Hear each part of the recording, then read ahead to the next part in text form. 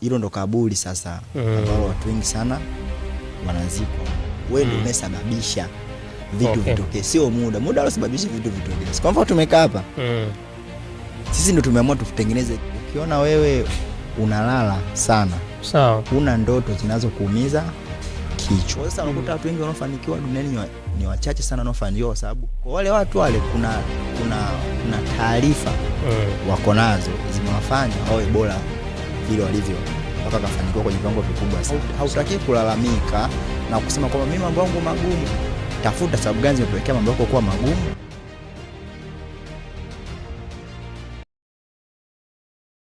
Moja kati ya mambo muhimu sana ambayo watu wengi wao wanaongelea mwanzoni mwa mwaka ni kuhusiana na kuweka malengo, lakini pia na namna ya kuyatimiza. Lakini takwimu zinaonyesha kwamba watu wengi sana baada ya miezi miwili au mitatu ya mwanzo tu wa mwaka utakuta tayari wameshasahau hata mahali ambapo walikuwa wameandika malengo. Sasa nini kinafanya watu wasahau malengo? Je, nini kinatofautisha watu ambao wanaweza kutimiza malengo na watu ambao hawawezi kutimiza malengo? Kuna mwanafilosofia mmoja wa Kigiriki aliwahi kusema kwamba ubora wa maisha yetu ni mkusanyiko wa tabia ambazo tunaziishi kila siku. Kwa maana kwamba ubora wa maisha yetu sio bahati mbaya, bali ni matokeo ya tabia. Sasa leo tunataka tujadili ni tabia za namna gani ambazo zinawafanya watu fulani watimize malengo na watu wengine washindwe kutimiza malengo, na unapofika mwisho wa mwaka wanakuwa hawana chochote cha kuonesha. Niko na ndugu yangu hapa Yona Godfrey, na leo tutaongelea tabia ambazo zinawafanya watu watimize malengo na nini kinatofautisha watu ambao wanatimiza malengo na wale ambao hawatimizi malengo. Ndugu yangu, karibu sana. Asante sana. Tukiwa mwanzoni kabisa mwa mwaka 2026. Naam. Moja kati ya vitu ambavyo watu wengi sasa wanavipambania na sehemu nyingi sana kwenye magazeti na kwenye video mbalimbali wanavizungumzia, sawa, ni issue ya kuweka malengo na kuyatimiza. Haitoshi tu kuyaweka na pia kuyatimiza. Lakini mimi nilikuwa nataka, kabla tujazungumzia issue ya tabia zinazopelekea watu kufanikisha hayo malengo, nilikuwa nataka sasa tujadili kwanza, tuangalie nini maana ya neno hili nini malengo kwanza, kwa sababu ni hatari sana kuweka kitu ambacho chenyewe haukijui nini maana yake. Kwa tafsiri tu nyepesi ya Kiswahili ambayo ni nyepesi zaidi, kwamba malengo tafsiri yake nyepesi ni dira inayoonyesha mwelekeo, sehemu gani ambapo unataka kufanyaje, sehemu gani ambapo unatakiwa ufike. Kwa unapozungumzia malengo unazungumzia dira, na kazi ya dira ni kuonyesha nini mwelekeo. Kwa kuna mwelekeo fulani wewe unauhitaji, ila ule mwelekeo unaouhitaji ili uweze kufika kule, kuna vitu unatakiwa uweze kufanya nini, uanze kuvifanya. Vile vitu sasa ndio vinaitwa nini, vinaitwa malengo. Sawa. Malengo na malengo yanatofautiana kati ya mtu mmoja na mtu mwingine, lakini pia malengo pia nayo yana sifa zake. Kuna malengo muda mrefu na malengo ya muda mfupi. Kwa hivi sasa hivi tumeanza mwaka huu, sasa hivi tulikuwa tarehe kabisa, hata mwezi haujakatika, tayari kila mtu kuna malengo ameshayaweka, na kila mtu ana passion fulani anayo, ana hamu ya kufanya nini, ya kuyatimiza. Kuna baadhi ya tabia ambazo zinapelekea mtu kuweza kufanikisha hayo malengo, na kuna baadhi ya tabia ambazo zinapelekea mtu asiweze kufanikisha hayo malengo. Sawa. Cha kwanza kabisa unatakiwa ujue ni kitu gani unakihitaji. Yaani kabla haujaweka hayo malengo, tambua ni kitu gani unakihitaji ndani ya huo mwaka au ndani ya hiyo miezi kadhaa ambao fanya ni umejiwekea, kwa sababu kwa mujibu wa watu wote duniani sasa hivi tuko kwenye mwaka mpya. Ila kuna watu sasa hivi wanaishi na tabia zile zile za mwaka jana. Ila kwao wanashumu kwamba tuko kwenye nini, kwenye mwaka mpya. Kiuhalisia wa mambo jinsi ulivyo, hakuna mwaka mpya bila kuwa na taarifa mpya. Yaani wewe lazima una taarifa fulani sahihi ambazo zitakufanya leo hii uonekane kuwa bora kuliko jana. Kwa sababu jinsi tulivyo leo ni kwa sababu ya tabia tulizokuwa nazo jana. Na jinsi tutakavyokuwa kesho itategemeana na tabia jinsi tutakazozitengeneza leo. Kwa kesho yetu inaamliwa na leo, kwa sababu jana ndio imetuamua tuwe hivi tulivyo leo. Kwa hautaki kulalamika na kusema kwamba mimi mambo yangu magumu. tafuta sababu gani zimepelekea mambo yako kuwa magumu. Ndio. Ukishazigundua zile sababu zilizopelekea mambo yako kuwa magumu, anza sasa kutengeneza mpango mkakati wa kuweza kujiboresha. Kwa hakuna mtu ambaye hawezi kuwa bora kesho, ila anategemea na leo hii anaingiza kitu gani. Sawa. Kuna kitu umeongelea hapo cha msingi, umesema taarifa. Kwamba leo umeongelea kuhusiana na taarifa za jana, lakini pia umeongelea kuhusiana na matokeo ya leo. Sasa je, kuna uhusiano gani kati ya taarifa na tabia? Okay. Yaani tabia zinahusianaje na taarifa? Na taarifa. Okay. Uhalisia wa maisha jinsi ulivyo sio mgumu sana. Uhalisia maisha ni mwepesi sana. Kila mtu unayemwona leo hii duniani, sawa, ni matokeo ya taarifa alizoziingiza jana. Taarifa alizoziingiza jana ndo zimepelekea tabia, okay, anazokuwa nazo leo hii. Kwa mfano, unakuta mtu alikuwa hana kabisa tabia ya kunywa pombe. Sawa. Alikuwa hana tabia kabisa ya kunywa nini? Ya kunywa pombe. Ila alisikia taarifa ya kwamba ukinywa pombe inaondoa mawazo. Sawa. Kwa yeye akachukua ile taarifa vile vile bila kuichuja, bila kuangalia faida hasara, akaichukua akaanza kunywa nini? Kunywa pombe. Kwa kunywa pombe kukamtengenezea sasa tabia fulani hivi ambayo inapelekea leo hii kuonekana ni mtu wa hovyo. Okay. Kwa kuna baadhi ya tabia ambazo watu wako nazo ambazo zinapelekea aidha kufanikisha malengo waliokuwa nayo, okay, au kutokufanikisha hayo malengo waliokuwa nayo. Na moja kati ya tabia ambazo nimezifuatilia ni tabia ya kutokugailisha. Sawa. Mambo. Hiyo ndo tatizo kubwa linapoanza. Sasa hivi hapo unaona mtu ana passion, kila mtu akiingia kwenye simu, YouTube, ukiingia TikTok, mitandao ya kijamii, kila malengo. Ila tuwape muda, ndani ya siku 90 utakuja kugundua kwamba kila mtu kuna njia yake amefanya nini. Kila mtu kuna njia yake amefanya nini, amepita. Sawa sawa. Na nakumbuka kuna utafiti mmoja uliwahi kufanywa kule Marekani kwenye chuo kimoja hivi. Walikopo wameita watoto, wakawaingiza kwenye chumba. Walipoingiza kwenye chumba wakawagawia mikate. Wakawagawia makundi kama 3 hivi. Wakawagawia mikate. Walivyowagawia ile mikate, akaambiwa atakayeweza kuvumilia mpaka nitakaporudi nitampatia nini? Nitampatia zawadi. Yaani atakayeweza kuvumilia bila kula ule mkate. Sawa. Kweli baada ya muda tu mchache hajaenda mbali, kuna watoto pale walifanya nini? Walikula ule mkate. Kiwango chao cha uvumilivu. Sawa. Kiliweza yani kilikuwa chini. Kiwango chao cha uvumilivu kilikuwa ni kidogo sana. Kapelekea watoto kula pale. Wengine baada ya muda akakaa kazuga nao. Baadaye kidogo wakala. Alafu kuna wengine wakamefanikiwa. Sasa walofanikiwa walikuwa ni kama 2% tu, okay, kati ya 100%. Sawa. Kitu gani kimepelekea hivyo? Ni kwamba baada ya muda wakafanya uchunguzi, baada ya miaka kama 20 mbele, ikaonekana wale waliovumilia hata mafanikio kwenye maisha yako tofauti, kwa sababu ni tabia zile ambazo walikuwa nazo kipindi wako wadogo ndio zimewafanya hata kwenye maisha kuweza kufanikiwa kwenye viwango vikubwa. Okay. Sawa. Pointi ya msingi sana hapo umeongelea kwamba tabia walizokuwa nazo wakiwa wadogo ndo zile zimeamua mafanikio wakiwa wakubwa. Kuna story moja nakumbuka kuhusiana na dada mmoja anaitwa, nadhani mwanzilishi wa kampuni moja inaitwa Spanx. Anaitwa Sarah Blakely. Sawa. Sarah Blakely inasemekana kwamba wakati akiwa mdogo, huyu mwanzilishi wa hiyo kampuni anasema kila jioni alipokuwa akikaa na baba yake mezani, baba yake alikuwa anamuuliza, leo umeshindwa kwenye jambo gani? Yaani jambo gani gumu umejaribu siku ya leo na ukafeli kufanya? Na ilikuwa kama hajajaribu jambo lolote gumu, baba yake alikuwa anamkemea. Anamwambia leo umeishi kizembe sana. Kwa hiyo babake alikuwa anamjengea tabia na alikuwa anamjengea mindset kwamba kila siku jaribu kitu kigumu. Ukishindwa ndo unajifunza. Na hiyo tabia imekuja kulipa ukubwani. Kwa sababu ukisoma mazingira ambayo alipitia katika kuanzisha ile kampuni alikuwa ni magumu sana. Na alifanikiwa kuvuka hivyo vikwazo mpaka kaja kuwa bilionea akiwa na umri mdogo tu. Anaitwa Sarah Blakely. Anayetazama anaweza akamtafuta huyo hata kwenye mitandao. Anapatikana.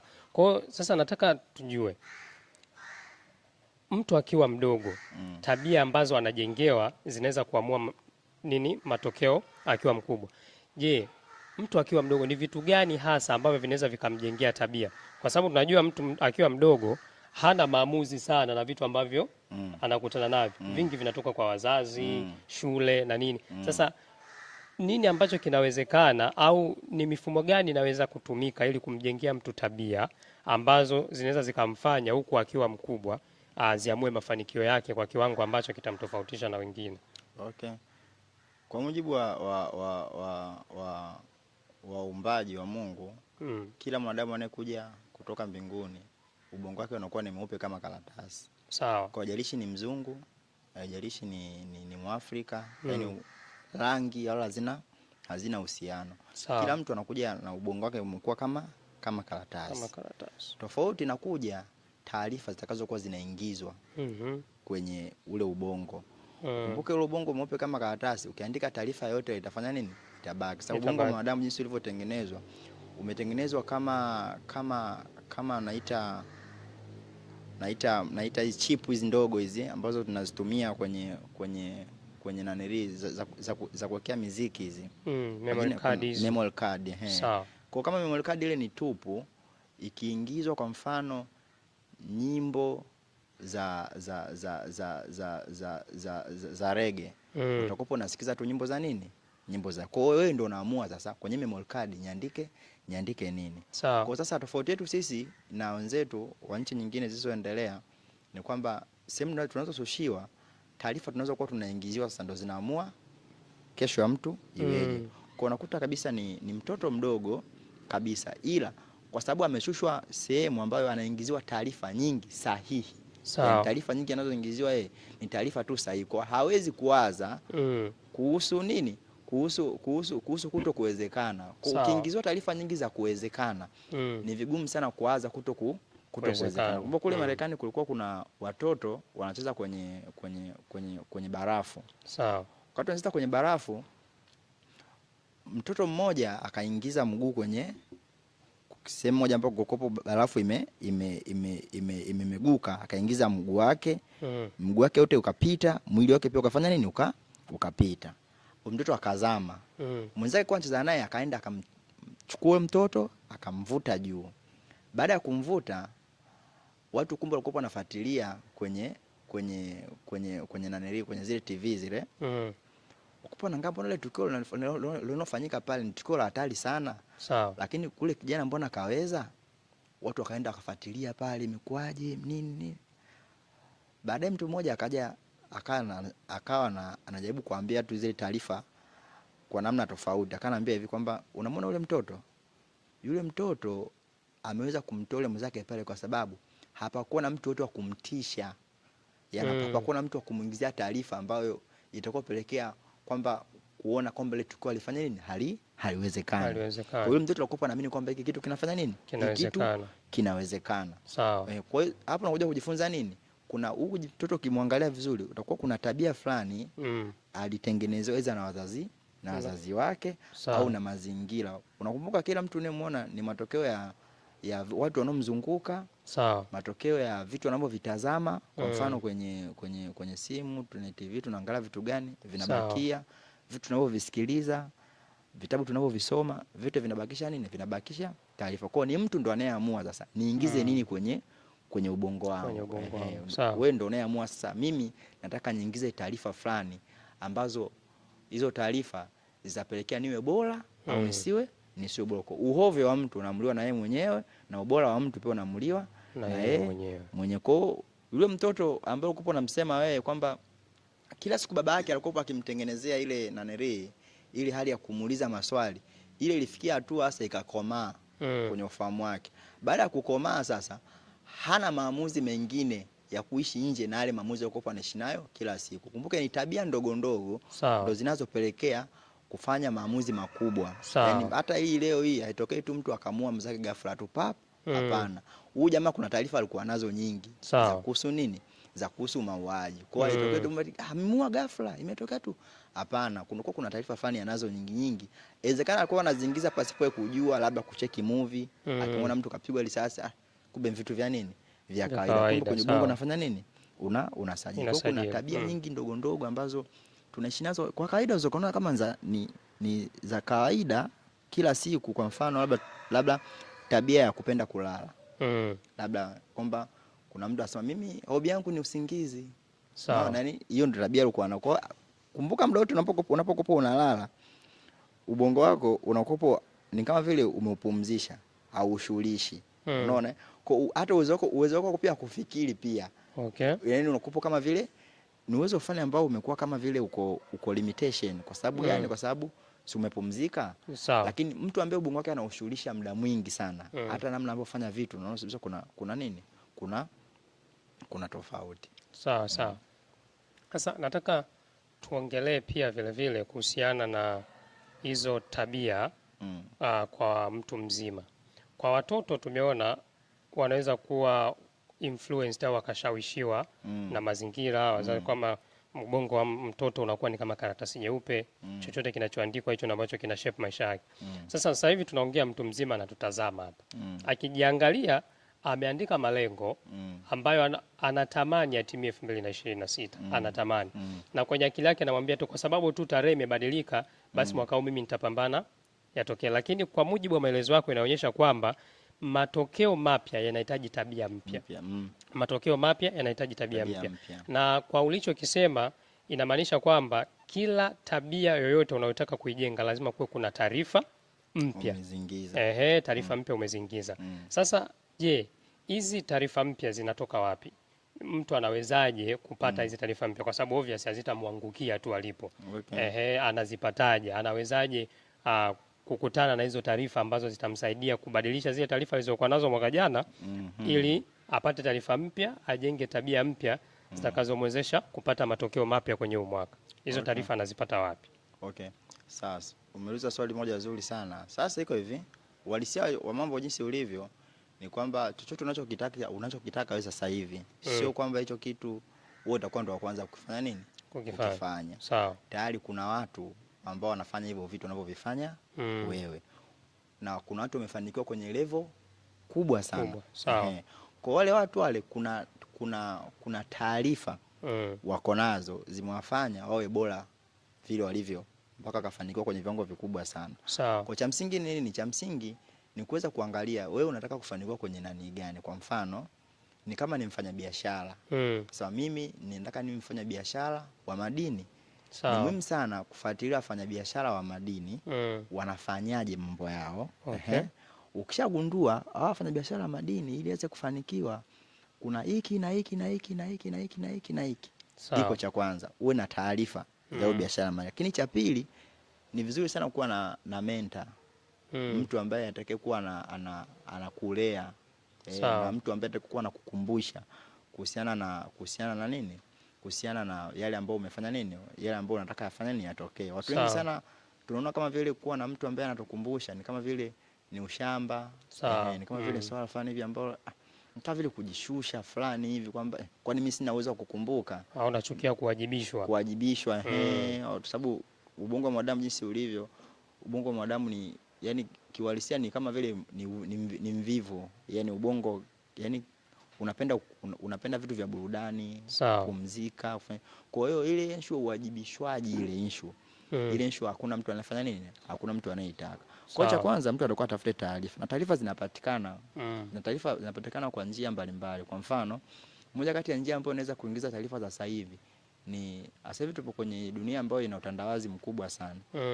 Ni internet. Unakuwa na simu, una changamoto ya kitu, una search. Kwa mfano labda wewe ni mwandishi wa vitabu. Kuna waandishi wa vitabu wengi ambao wamefanya nini? Wamefanikiwa sana. Kuna cha msingi ni nini? Tafuta waandishi wa vitabu, jaribu kufanya nini? Kuangalia wanaishi maisha gani. Yaani kitendo cha Mungu kutuumba afu wengine wao wakubwa, wengine wadogo, wengine wamefanikiwa sana, wengine hawajafanikiwa sana, ni kwamba kuna watu wengine wanatakiwa waige. Watu wengine wale waliofanikiwa ili waboreshe vile vitu walivyokuwa navyo. Kwa tafuta watu ambao watakokuwa na kufanya nini? Watakokuwa wanakuwajibisha. Na usitafute mtu unemudu. Muhimu sana. Sababu unajua kuna mtu mwingine anaweza kuona kwa sababu fani mimi na mudu hata nikimkolomea huyo hapana. Hapo utafanya nini? Hautafanikiwa. Tafuta mtu ambaye yuko tayari hata kukulipisha. Sawa. Kwa sababu si unataka kufanikiwa na hizo tabia hujazitengeneza. Okay. Na kwa kifupi ni kazi sana kutengeneza nini? Tabia. Kutengeneza tabia kwa sababu inaweza kuchukua muda mrefu. Watafiti wanasema kwamba kuanzia siku 90 mpaka 120. Okay. Kwa miezi 4. Kwa unaweza kuona sasa ujibu kwamba kwa nini ikifika tu miezi 2 mitatu watu wameshaacha. Watu wameshasahau malengo. Kwa sababu gani? Kwa sababu hizo tabia kuweza kuendelea nazo kila siku. Okay. Kwa mfano labda wewe una tabia kuamka kila siku saa 10 alfajiri. Kila siku ndani ya miezi 6. Ndani ya miezi 6. Mpaka ubongo usajili kwamba hiki ni kitu cha kawaida kwa huyo jamaa lazima afanye nini? Kwa hiyo inachukua nini? Inachukua muda mrefu. Kwa hiyo sasa unakuta watu wengi wanaofanikiwa duniani ni wachache sana wanaofanikiwa kwa sababu kuweza kuishi kwenye hizo tabia kila siku ni wachache sana. Na kila sekta utakaoenda utakuta wanaofanikiwa ni wachache hata kwenye michezo huko wachezaji wanaofanikiwa nidhamu ile nidhamu kwamba sitafanya kitu fulani mimi maisha yangu yote. Kwa sababu gani? Kwa sababu hiki kitu nikikifanya kitapelekea mimi kupata nini? Mafanikio. Sawa. Hicho ni kitu ambacho nakiona sana kwa watu wengi sana. Kwa hiyo cha msingi cha muhimu zaidi ni kwamba unatakiwa mtu tafuta taarifa, zile taarifa zitakutengenezea tabia. Lakini pia kuwa na watu. Hakuna mtu anaweza kufanikiwa peke yake. Hakuna mtu aliyefanikiwa duniani akiwa peke yake hivi. Hakuna. Watu wote hata kwenye timu za mpira unaona mtu anakuwa mchezaji bora lakini kuna pasi nyingi amepigwa na wenzake. Magoli anayofunga sio kama yanatoka kwa kipa moja kwa moja. Kuna watu wanachangia hivyo. Kwa muhimu sana pia watu wanaokuzunguka. Muhimu sana sababu pia watu wanaotuzunguka wanachangia sana tabia zetu sisi. Jinsi ulivyo wewe, utafiti wanasema ni wastani watu 6 wanaofanya nini? Wanaokuzunguka. Kwa kama utakuwa ni wahovyo, yani wewe tutangaza tu marafiki zako kwamba huyu jamaa marafiki zake ni watu aina gani? Huyu jamaa marafiki zake ni watu wahovyo sana. Kwa huyu jamaa sio bahati mbaya kuwa alivyo. Sawa. Unanikumbusha ule msemo wanasema ukijiangalia ukiona umezungukwa na maskini 5 basi ujue hujahesabu vizuri. Wewe ni wa 6. Wewe ni wa 6. Kwa hapo. Sawa. Lakini pia kuna ile neno linasema msidanganyike kwamba mazungumzo mabaya huharibu tabia njema. Kumbe kuna mchango pia wa watu ambao wanakuzunguka, hasa marafiki. Je, kwa kusema hivyo maana yake nashauriwa mtu abadilishe marafiki 2026 achane nao wa mwanzo atafute wapya au afanyaje hapo kwenye swala la watu wanaomzunguka? Kwenye kitabu cha Amos 3:3 anasema je, wawili waweza kwenda pamoja wasipopatana? Sawa. Jambo la kushangaza sana kwenye Biblia. Yesu na Yesu wake alipanda mlimani akaenda akaomba. Sawa. Kuhusiana na watu watakaoambatana nao. Sawa. Wao watakuwa alokuwa anaambatana nao ndio watu ambao watakuwa kuwa wanaamua kesho yake na ifanyeje iweje. Kumbuka wale walikuwa ni mitume. Wakati pia anaondoka duniani aliwaachia nini? Aliwaachia majukumu. Sasa ashumu kama anapanda na watu wa hovyo. Unapanda unaenda kwenye naneli kwenye feed fulani na watu wote wenye wakina Yuda. Unaona hapo ni hatari. Kwa mwisho wa siku kwamba jamaa anaweza katengeneza tu nania kukusaliti, utakuwa umepiga ngumi hewa. Kwa sasa kwa Yesu na Yesu wake mwenyewe alichagua watu wa kuambatana nao. Kwa hiyo akasema kwamba sasa kwa mujibu kwa jinsi ninavyoona hapa na watu wengi sana, lakini ngoja kwanza nimuombe Mungu. Cha msingi ni nini? Cha msingi utakuwa ujijue wewe ni nani. Sawa. Alafu angalia, je, watu unaohitaji wewe ni watu wa aina gani? Sio kila mtu unamhitaji. Yaani kuna mtu mwingine amefanikiwa sana lakini wewe sasa kwa jinsi wewe ulivyo wala ufanye nini? Wala umhitaji. Sawa. Lakini pia kitabu cha nadhani ni Zaburi ile anasema mwanangu wenye dhambi wakikushawishi wewe usikubali. Yaani kwamba unasema kama vile ni ubinafsi. Sasa simkubali si mwanadamu mwenzangu. Kumbe kuna tofauti kubwa hapo kati ya mtu na mtu. Kwa sababu gani? Ya tabia mtu anazofanya nini anazozitengeneza. Sawa. Kwa cha msingi ni nini? Cha msingi kwa mtu ni kwamba anachotakiwa kukijua ni aina ya watu tukoambatana nao leo hii watamua kesho yako. Kwa wewe ndo na maamuzi sasa uchague watu wa aina gani. Kwa 2026 tafuta basi watu potential. Sawa. Kwa sababu sasa hivi uzokupata tatizo hapo la 200,000. Ukiangalia seko ya watu hakuna hata mtu akupata 50,000. Kwa kweli. Ila nyoro watu ambao labda ukitoka umetoka duniani ndo RIP na status zile naziweka nyingi sana ndo watu uliofanya nini uliojikusanyia. Kwa tafuta watu ambao ni potential ambao wanaweza kukuelekeza kukupa njia ambazo ni nini ni nzuri zaidi. Sijui nimejibu hapo? Ni sahihi kabisa. Kwa hiyo manake maamuzi yako kwa mtu mwenyewe. Maamuzi yako kwa mtu mwenyewe. Hatuwezi kukuambia kwamba bana achana hawa nao, lakini wewe angalia, pima malengo yako yalivyo, alafu angalia cycle ya watu. Then majibu utakuwa nayo tu. Hawa nikiwaangalia hao kweli naenda nao au na mambo jinsi yalivyo. Mambo jinsi yalivyo. Unajua hata kwenye timu za mpira. Sawa. Wakati wanafanya usajili, wanaangalia kwa jinsi timu yetu ilivyo, tunamhitaji Erling Haaland. Sawa. Kwa ajili ya nini? Ya kufunga magoli. Tayari tuna wachezaji wengi wazuri, lakini hapa namba 9 hapa tuko tumpate mtu fulani. Kwa nini? Kuna kitu fulani jamaa afanya nini? Anacho. Kwa hiyo ndo naamua sasa kwa jinsi mimi nilivyo. Na ni rahisi sana kujua watu ambao unaweza kuambatana nao. Wala Biblia inasema vilinde vuta. Yaani watu ambao tukokupo na vatana nao wakati tuko mnapiga tu story unakuja kugundua mbona huyu mwenzangu huyu kabisa huyu anavyoongea huyu mbona kama mimi huyu. Yaani kama vile unaona kama ni kitoto kinafanya nini? Ni kitoto kinacheza. Kwa hiyo una maamuzi ya wewe kuweza kufanya nini? Ya wewe kuweza na watu wengi wanajua geti marafiki ni mpaka wao tu mnaonana hivi. Kuna watu marafiki ambao zakaa nao, kwa mfano unaweza kusema mimi sina marafiki, lakini kumbe kuna watu unawafuatilia wewe ndo marafiki zako. Kwa mfano kwenye simu hizi. Sawa. Unamfuatilia kila siku, labda ni mfano tuchukulie tu mfano labda Kevin Kibenje. Watu wako kina Kevin Kibenje akiongea vile unaona raha. Sawa. Labda Festo Amos akiongea unafanya nini? Unaona raha. Watu kama kina Makirita labda Amani wakiongea unaona raha. Ule ndo mtandao wako wewe wa watu. Yaani watu ambao wanakufurahisha wewe ukiwa unaongea. Wale ndo watu ambao kuambatana nao. Kwa wale ndo marafiki zako wale. Kwa hiyo unaweza kuwapata hivi inawezekana ni vigumu, lakini kitendo cha kusikiliza vitabu kusikiliza audio zao, video zao, kusoma vitabu vyao tayari. Unajua unaweza kuwa hata unawafiki na Trump. Basi wewe mwenyewe fanya nini? Kujua kwa njia gani ya kusoma vitabu, kwa njia kumfuatilia, vitu kama hivyo. Sawa. Nataka tugusie tabia za msingi ambazo zinawafanya watu watimize malengo. Tumeongea kwa upana, lakini umesema kila mtu kutokana na malengo yake tabia za kujenga zinaweza kuwa tofauti. Lakini naamini kutakuwa kuna zile tabia za msingi ambazo kila mtu ambaye anataka kufanikiwa lazima awe nazo. Nataka tugusie hizo walau kwa uchache. Unadhani tabia gani ambazo ni za msingi sana ambazo yoyote haijalishi anataka kufanikiwa kwenye jambo gani lazima azijenge? Unadhani ni zipi hizo? Tabia ya kwanza ambayo unatakiwa ujue ni tabia kuzingatia muda. Kuzingatia muda. Sawa. Yani swala sababu yani jinsi ilivyo au malengo tukokuwa nayo wewe hata wewe makubwa kiasi gani bado yanahitaji muda kufanya nini kuweza kuyatimiza. Kwa hiyo unatakiwa upate elimu inayohusiana na nini na muda. Sawa. Kwa mfano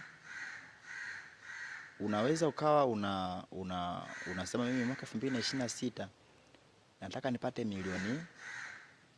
milioni 10.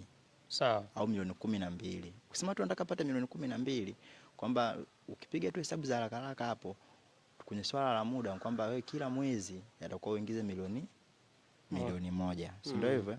Kama kila mwezi utakuwa uingize milioni 1 maana kwamba kila siku moja sawa yatakuwa ujue unaingiza shilingi ngapi. Na itoshi siku moja utakuwa ujue kila lisaa utakuwa uingize shilingi ngapi.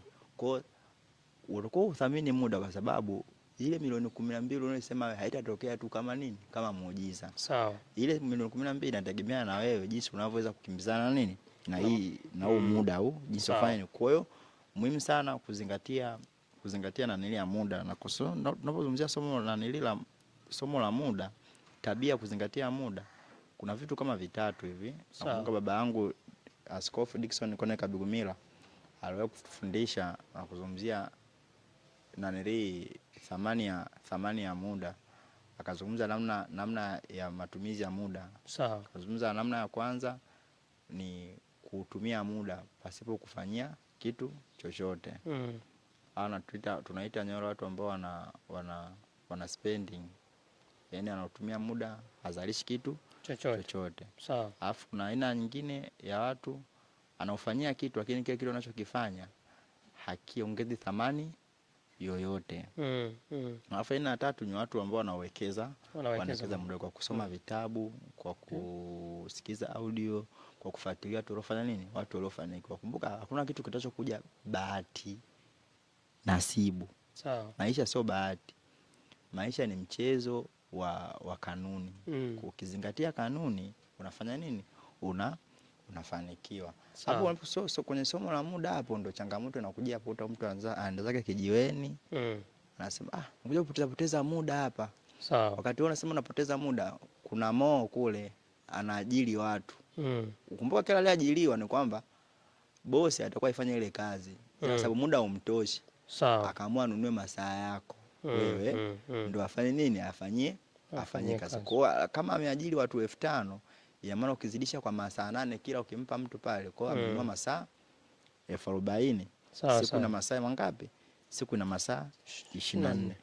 Muhimu sana kuzingatia muda. Hiyo habari ya kusema kwamba umelala ndani, hakuna kitu unachoingiza chochote, au mnakaa unacheki TV, kitu unachokiangalia wala kiongeza thamani kwenye kitu unachokifanya. Labda kwa mfano wewe ni mfanyabiashara lakini unatazama video za kina Lambo. Unaona? Yaani hauna mpango wa kuja kuwa mwigizaji wa hauna mpango. Na huna inacho kitu pia wewe huna. Sawa. Unaona?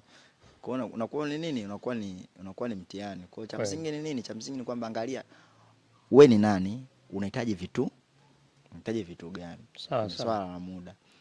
Lakini pia tabia nyingine ni tabia ya kutokugailisha.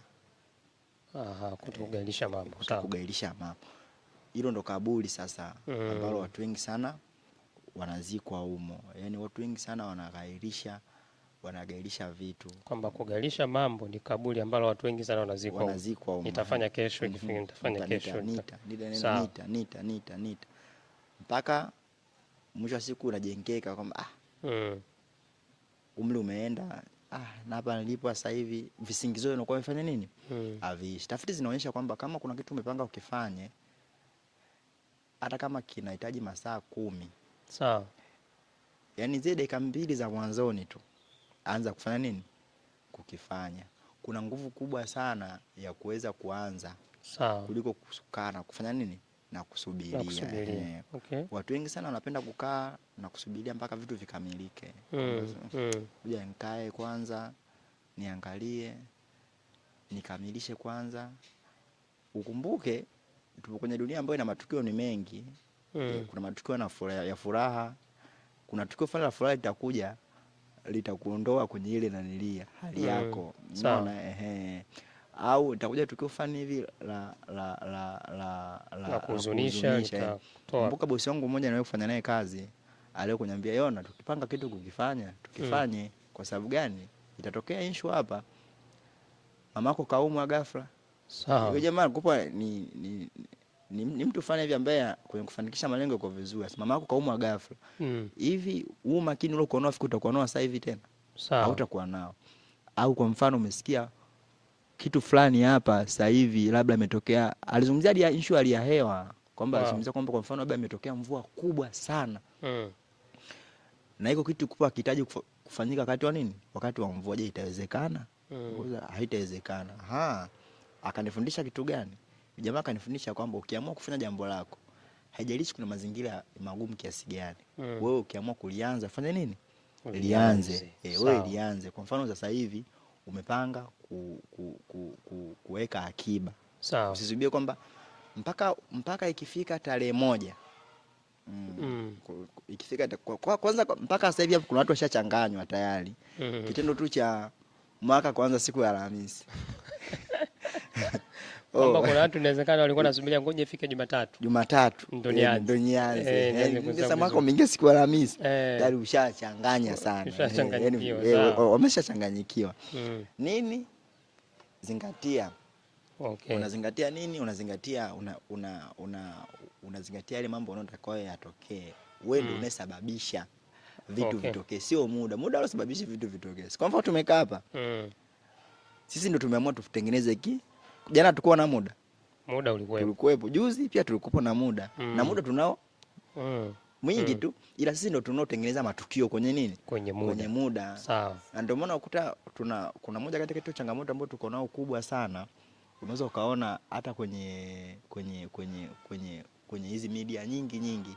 Sawa. Sometimes tunalalamika jamii haieleweki, jamii nini, lakini jamii inasikiliza nini?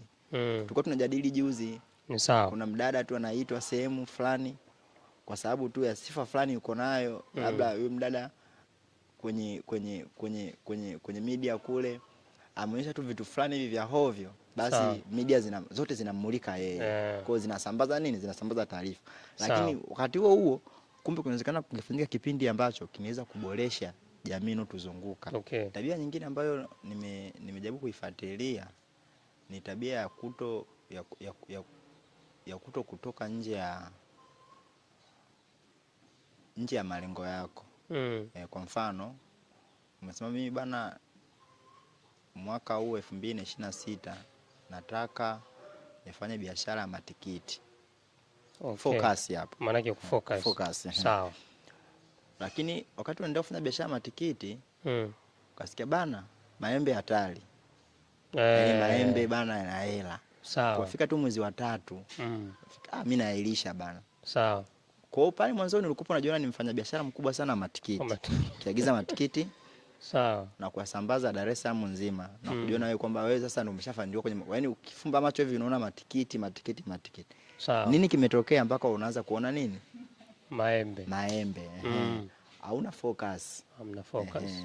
Kwamba wewe malengo uliokuwa nayo yanaweza kuyumbishwa muda wote na wakati utakuwa unatakiwa ufocus kwenye jambo lako mpaka ifanye nini litokee. Unajua hata habari ya ukisoma habari za Musa kati anagaa bahari, ile hadithi ninayoisoma za kuona kama tukio la haraka kwamba hivi Musa alipofika pale Wanaziri wakalalamika. Mungu akamuuliza, "Una nini mkononi mwako?" Akasema, "Nina fimbo, nyoosha." Lakini historia ilikuwa hivyo. Ukisoma vizuri unakuja kugundua kwamba tukio lilifanyika ndani ya masaa 24. Kwamba Musa alifocus kwenye kunyosha tu fimbo hivi mpaka bahari kafanya nini kwa ufocus kwenye kitu unachokifanya mpaka upate matokeo. Sawa. Na jambo lote lile usije ukaingia na picha yako ndani kwamba hivi eti itatokea tu ghafla. Litatokea tu uzuri. Hakuna, mabaya atakuja kukupima. Je, wewe hiki kitu ni kweli unakitaka? Sawa. Kwa focus kwenye kile kitu unachofanya nini? Unacho usiumbishwe, usikubali kuyumbishwa. Yaani kama umeamini kitu fulani mpaka kitokee. Haijalishi mvua imenyesha, jua limewaka, kuna nini, yaani hivyo. Okay.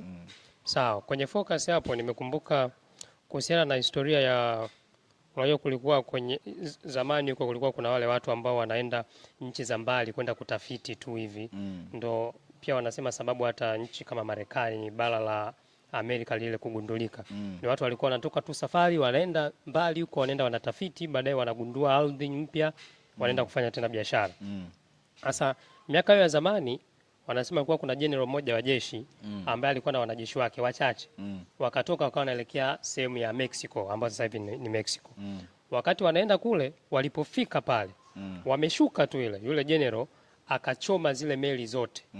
Sasa askari wakaanza kushangaa, "Kwa nini unachoma hizi meli?" Akawaambia hivi kwamba hapa tulipofika, hii nchi ina jeshi lake na sisi tunaitaka hii nchi. Kwa hiyo hapa tuna option hizi mbili. Niweza kushinda au kufa.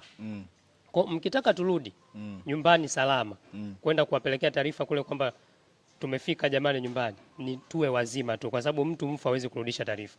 Kwa hapa option ni hizi mbili, tushinde au tufe. Kwa hiyo na tukishinda maana yake tunachukua nchi. Tukifa ndo story imeishia hapa, kwa sababu hakuna meli za kutorokea tena. Tumeshachoma. Na Yule jenerali akaandika historia, walishinda. Kwa sababu kila askari alikuwa anapigana, anajua kwamba nisipomuua huyu adui ni ananiua mimi. Sina njia ya kutoroka. Kwa hiyo ilikuwa ametengeneza namna ya kuwatengenezea focus kwenye akili yao. Ilikuwa hakuna alternative. Na nadhani hiki ndio ambacho huwa kinawafanya watu wengi sana wakati mwingine washindwe hata kufikia malengo.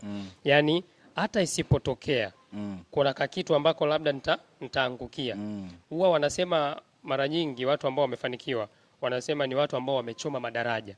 Yaani amevuka daraja na amechoma, yani hakuna kurudi nyuma. Hili jambo naliendea mpaka choma meli zote. Amechoma meli zote. Kwa hiyo point ya focus nadhani ni point ya msingi sana, hasa kwenye hiki kipindi ambacho watu wanatengeneza malengo, lakini sio tu hivyo na kuyatimiza. Ni point ya msingi sana. Basi tumalizie kitu cha mwisho. Kuna tafiti moja nadhani niliwahi kuisikia kuhusiana na mtu anaitwa Jim Collins. Inasema kwamba alifanya utafiti akasema mtu ambaye amefanikiwa na ambaye hajafanikiwa tangu siku inapoanza mpaka siku inapoisha wanatofautiana tabia 300. Yaani kuna ukianza kuangalia tabia ambazo huyu ambaye amefanikiwa na ambaye hajafanikiwa wanazo, utagundua kuna tabia 300 tofauti kati ya mtu ambaye amefanikiwa na ambaye hajafanikiwa. Ndani ya masaa 24 hizo tabia zinatokea. Yaani kuna namna huyu anaishi na kuna namna huyu mtu mwingine anaishi, ukiangalia kuna tofauti hizo zitajitokeza kila siku. Sasa mimi nataka tusaidiane kwa mtu ambaye anatutazama kuziba hilo gap. Sawa, kuziba hilo gap. Mtu baada ya kuangalia The Business Talk leo akimaliza, anaanzaje mara moja kuziba hilo gap la tabia 300 tofauti? Tumesema kuna taarifa, kuna nini, lakini kwa sasa hivi yani kitu cha kuanza ambacho ni chepesi mno kiasi kwamba hatogairisha. Yaani akitoka tu hapa na naweza nikaanza na hapa. Kitu gani ambacho unadhani kinaweza kumsaidia kuanza mara moja bila kugairisha? Moja kati ya kitu ambacho kinaweza kikamfanya mtu akaanza mara moja. Kwanza angalia shauku ya mafanikio yake ikoje. Kama una shauku kubwa sana, yani kuna hali fulani ya shauku unakuwa nayo kiasi cha kwamba uhitaji hata mtu kukukumbusha. Sawa. Kwamba bana fanya kitu fulani, lakini wewe mwenyewe yani usikubali motivation. Yani mpaka mtu aje kumotivate. Hapana. Angalia ukubwa wa malengo yako. Sawa. Ukishaangalia ukubwa wa malengo yako, wewe mwenyewe hautalala. Yani moja kati ya kitu ambacho nishawahi kusikia kwa mtu mmoja aliwahi kusema kwamba ukiona wewe unalala sana, sawa, una ndoto zinazokuumiza kichwa. Kwa cha msingi ili uweze kuepukana na habari ya usingizi, tafuta kitu ambacho kila ukitaka kulala ubongo wenyewe utakuwa unakwambia hapana. Sawa. Kwa kweli, kwa jinsi hivyo, hii kitu jinsi ilivyo, uweze kufanya nini? Hauwezi kulala. Kwa tafuta kitu ambacho kitakufanya muda wote ukikaa hivi uone kwamba hiki kitu nisipokifanya, sawa, maisha yangu yatakuwa yako hatarini. Yaani jiweke kwenye hatari. Yaani kubali kujiweka kwenye nini? Kwenye hatari. Ndio watu wengi hicho kitu ambacho hawana. Watu wengi hicho kitu hawana. Yaani mtu anapenda kufanya vitu vya kawaida. Na sio, unajua ukifanya vitu vya kawaida unabakia kwa mtu wa nini? Wa kawaida. Kwa ili uweze kufanya vitu vikubwa, lazima ujichukulie kwenye nani hatari. Aliwahi kuongea mtu mmoja, Bishop Gwajima, aliwahi kusema hivi, taking risk is not a risk, but not taking any risk, it is a greatest risk. Kwa hiyo yani kutokuchukua hatua za hatari ni hatari kuliko kuchukua hatua za hatari yenyewe. Sawa sawa. Kwa hiyo tafuta kitu gani ambacho hiki kitu kwamba ndio kiwe ambacho ndio focus yako, kwamba mimi nataka watu labda, kwa mfano labda ni mchungaji, kwa mfano mimi ni mchungaji, nataka watu labda 2,000.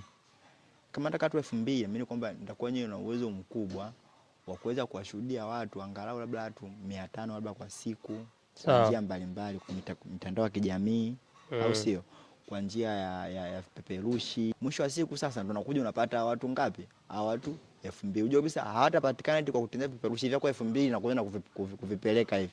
Hapana. Ile shauku uliokuwa nayo wewe, shauku yako wewe ikoje? Kwa mfano shauku kama shauku ya Yesu ilikuwa ni kufikia ulimwengu mzima. Unaona jinsi alivyokuwa amefanya kazi. Ni miaka mingapi? 3. na nusu, si ndio hivyo? Ameandika nini? Historia. Sawa. Basi Twashumu Yesu ameishi miaka 33 na nusu. Okay. Ameandika historia. Lakini kuna mambo yaitwa Methusela. Methusela. Ameishi miaka mingapi? Miaka 967.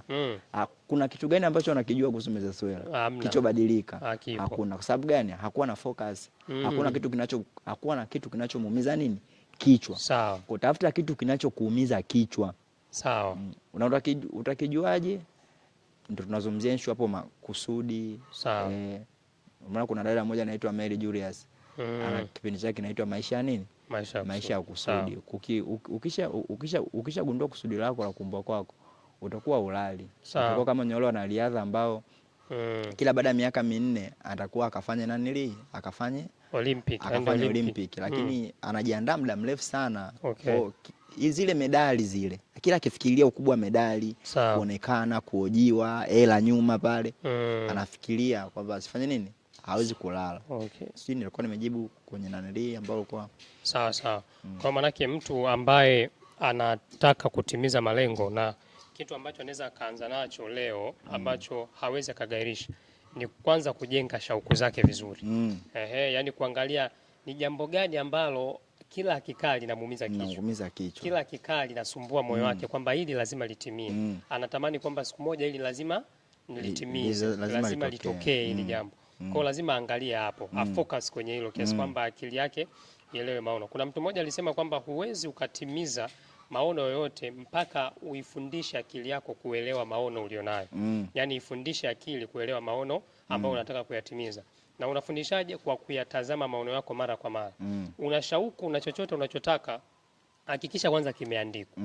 Kimeandikwa na kipo mahali ambapo unaweza ukakiona mara kwa mara. Kama ni kwenye simu, kama ni mahali popote, labda ni chumbani umeweka, ukiamka unaweza kuona. Nakumbuka kuna mtu mmoja anaitwa nadhani Jim Rohn aliwahi kusema kwamba tengeneza tabia ya kuyasoma malengo yako asubuhi na jioni kila siku kwa sauti. Yani yasome ukiwa unayasikia we mwenyewe kila siku. Itafika hatua kadiri unavyoyasoma akili yako inasajili.